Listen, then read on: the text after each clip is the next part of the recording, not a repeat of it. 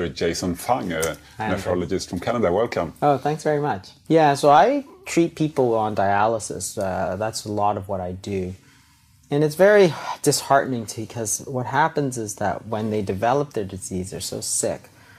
But the diabetes itself is actually quite reversible. If you go to the diabetes associations, whether it's the American Diabetes Association or the Diabetes Australia, they all put out there that this is a chronic disease.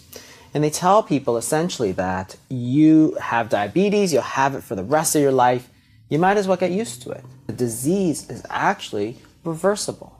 But you have to know how to reverse it. If you don't know how to reverse it, then you're just going to get worse.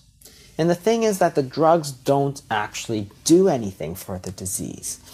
And this is also not controversial because the thing is that type 2 diabetes is a disease of too much insulin resistance. And that's not controversial. Everybody acknowledges that, right?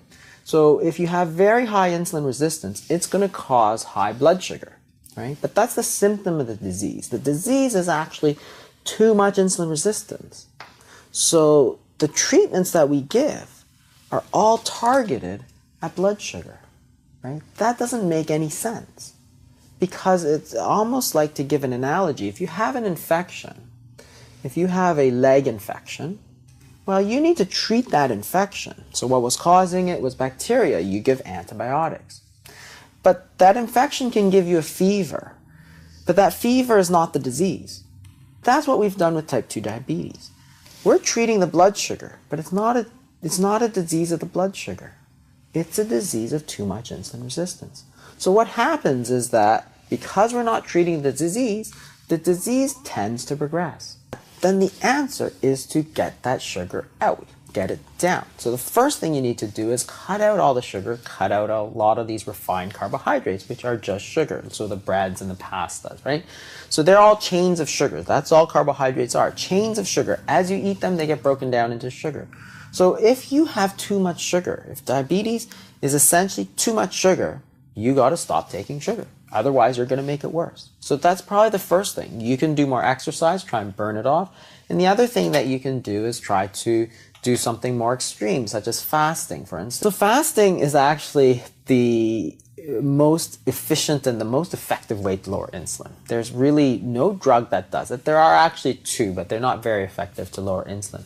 But if you understand that the disease is too much sugar, too much insulin, then you got to say, well, if it's too much sugar, too much insulin, let's get rid of the sugar, let's get the insulin down. How am I going to do that, right? So the thing about the sugar, you can go on a very low-carb diet, a ketogenic diet, and that will get your sugars down. But it doesn't necessarily get your insulin down because the proteins and the fats still raise insulin. Not to the same degree that carbohydrates do, but they still raise insulin. So you can get that sugar down, but you won't get that insulin down. So you can actually put people on various periods of fasting because you're not taking anything.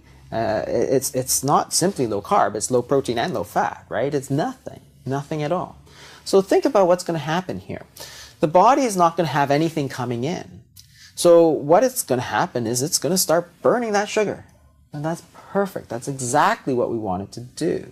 It starts burning sugar. After it burns the sugars, your sugars come down. You don't have to take medications. You don't have to take insulin. After that, it starts burning fat. And that's perfect. That's exactly what we want to do.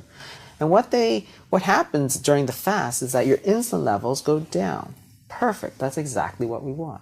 So what we're doing is we're burning off all that sugar and getting it out of the system, right? As opposed to just getting it out of the blood, we're actually getting it out of the entire body.